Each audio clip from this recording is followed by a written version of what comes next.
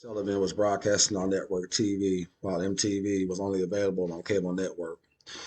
Sullivan was a broadcasting pioneer during the early years of American television. Before MTV, Sullivan presented rock acts. Before Bravo, he presented jazz and classical music and theater.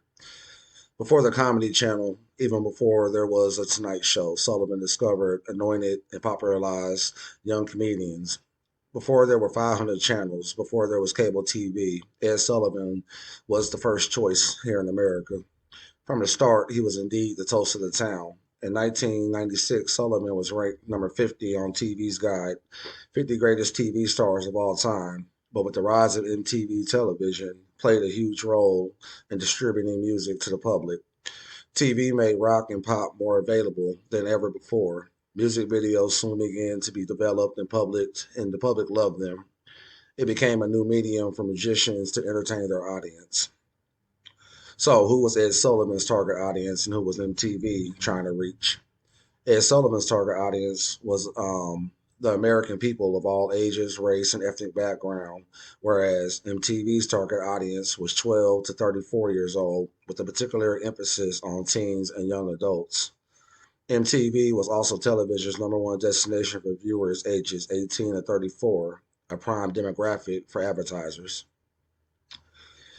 During the time of the Beatles, who else was aired on the Ed Sullivan Show versus what kind of music MTV played in the early days of their launch in 1981 on August 1st, which ironically, I was 8 days old.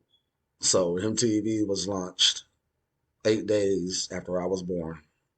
But when Ed Sullivan had the Beatles, he also had other guest stars such as Georgia Brown and Oliver Kids, Frank Gorshin, Tessa O'Shea, followed after which the Beatles returned to the stage and performed I Saw Her Standing There and I Want to Hold Your Hand. It would be one of the most groundbreaking moments in music and television. In MTV's early days, its programming consists of music videos that were introduced by video jockeys and provided for free by recording companies. Mainly during that time, the genre for MTV was soft rock and rock and roll, during the 80s, which was pretty much geared towards that 18 to 34 demographics.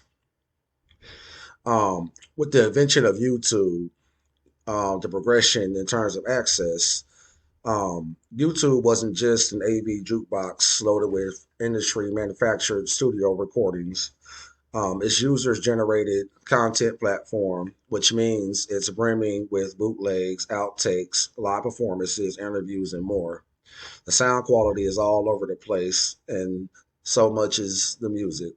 YouTube became advanced enough that users could share and download music online, pirating music, no longer demanding dubbing tapes and burning CDs anymore. Even though Ed Sullivan had a long run from 1941 up until his death, the invention or the invention of MTV on a different platform was basically the new era with doing things. And before MTV came, people were used to live performances such as on the Ed Sullivan Show.